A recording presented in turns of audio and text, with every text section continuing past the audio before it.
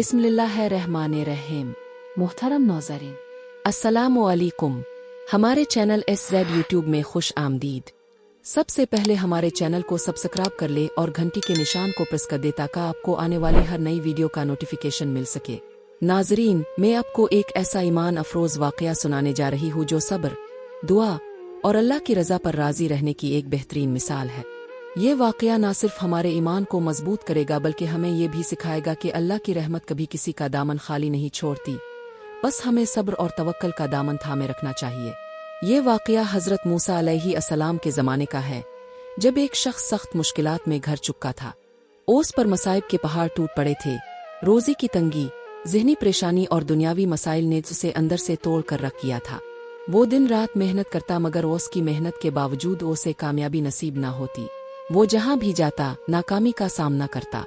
हर दरवाज़ा उसके लिए बंद होता जा रहा था, यहाँ तक कि वो शदीद मायूसी का शिकार हो गया।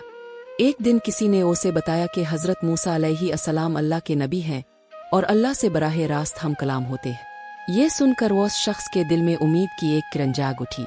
वो फौरन हज़रत मूसा अलैहिस्सलाम के पास पहुंचा और निहायत आजिज़ी के साथ अर्ज़ किया, ए अल्लाह के नबी, मैं शदीद मुश्किलात में मुब्तला हूँ। मेरी कोई दुआ कबूल नहीं हो रही। मेरी रोज़ी तंग हो चुकी है। मैं जहाँ जाता हूँ नाकामी मेरा मुकद्दर बन जाती है। आप अल्लाह से मेरा हाल अर्ज़ करे और मेरे लिए दुआ करे कि मेरी मुश्किलात आसान हो जाए। हज़रत मूसा अलैहिस्सलाम को उस शख्स की हालत पर रहम आया। अपने उसे सब्र की तलकीन की और फरमाया कि मैं अल्लाह ताला से तुम्हारा जिक्र ज़रूर करूँगा।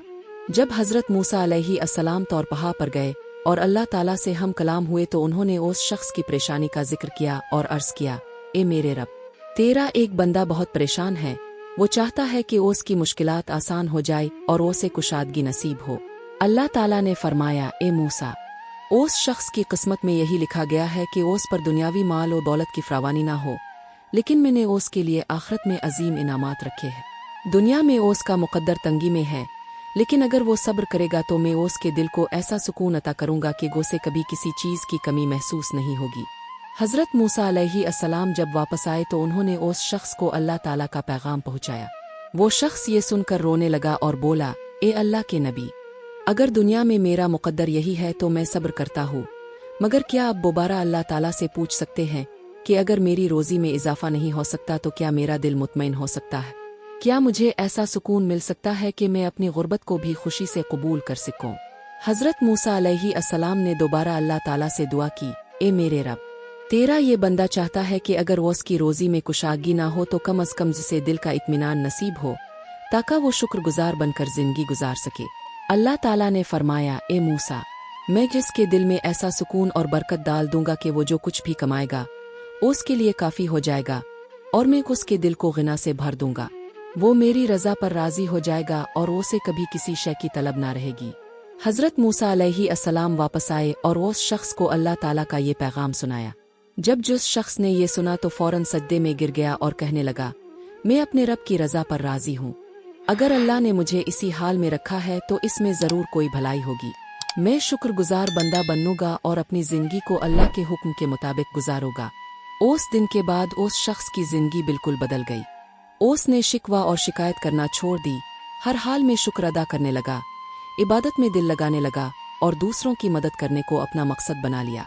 वो रोज़ किसी ना किसी की मदद करता, कभी किसी भूखे को खाना खिलाता, कभी किसी परेशान हाल की दादरसी करता और कभी किसी यतीम के सर पर हाथ रख कर वो उसकी दिल जोई करता।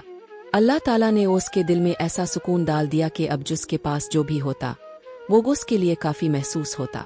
पहले जो मुश्किलात उसे बड़ी लगती थीं अब वो मामूली महसूस होने लगे। वही तंगी जो उसे सताती थी अब जिसके लिए राहत बन चुकी थी। वक्त के साथ साथ उसकी जिंदगी में बरकत आती गई, यहाँ तक कि लोग खुद उसकी मदद करने लगे। जो पहले उसे हकीर समझते थे अब वही उसकी इज्जत करने लगे। उसकी दुआएं कबूल होने लगे और अल्लाह ने उसे वो सुकून अता किया जो दुनिया के किसी खजाने से भी ज्यादा कीमती था। ये वाक़या हमें सिखाता है कि अगर हम अपनी जिंदगी में सुकून चाहते हैं तो हमें अल्लाह की रज़ा पर राज़ी रहना सीखना होगा। जब हम सब्र और शुक्र का दामन थाम लेते हैं तो अल्लाह ना सिर्फ हमारे दिलों को सुकून अता करता है बल्कि हमारे रिस्क में बरकत भी डाल देता है। दुनिया में सबसे बड़ी दौलत माल और दौलत नहीं बल्कि दिल का सुकून और अल्लाह की रज़ा है। अल्लाह हमें भी सब्र और शुक्र की दौलत अता फरमाए और हमें अपनी रज़ा पर राज़ी रहने की तौफीक के आमीन।